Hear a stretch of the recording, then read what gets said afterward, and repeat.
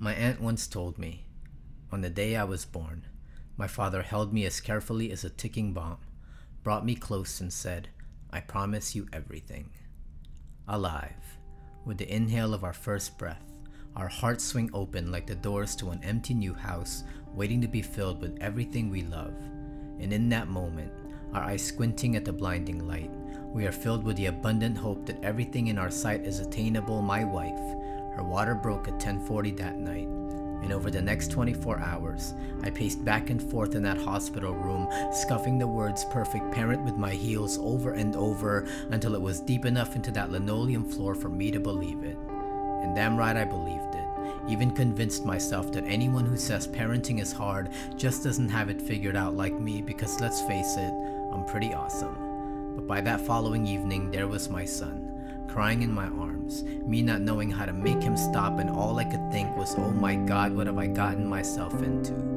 But I remember how just a year before I was holding my mother to keep from throwing herself into the grave as they lowered my sister's casket, my father crumbling to the floor, his hands to his mouth, trying to catch and save every promise he's ever made as they all came spilling out. What's the point, he kept asking. I don't know.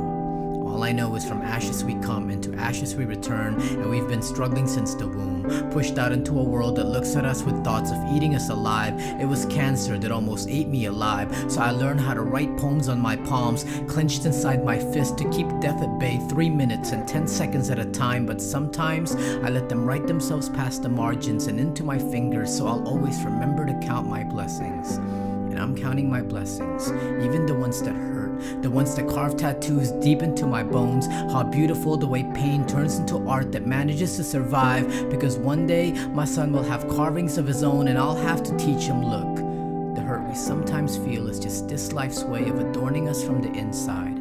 So search for me from the inside, all that's come and gone. How I lost my first child to a miscarriage, how I lost my sister to a headache, how I lost a testicle to a cancer that says it's likely I will never have children. So yeah, the world can call me a loser, but today I hold a son who giggles every time I say the word statistic. Alive, alive, how glorious to be alive, writing our legacy with our heels, every footprint and exclamation point stomped through all the dirt we've ever had to go through. Look around you, every one of us alive in this moment, every one of us a heartbeat that held on just a little bit longer. Look around you, look past the blur of the crowds and see the faces. You are the fulfillment of answered prayers. Alive, alive, how glorious to be alive, because the day we are born is the day we begin to die, but not today. Today I'm writing my name off the tombstone. Today I'm carving more stories into my bones, and I'll keep going for as long as I survive, because I somehow made it past yesterday, and I may not be around tomorrow, but in this moment I'm alive, and I've been told that I am promised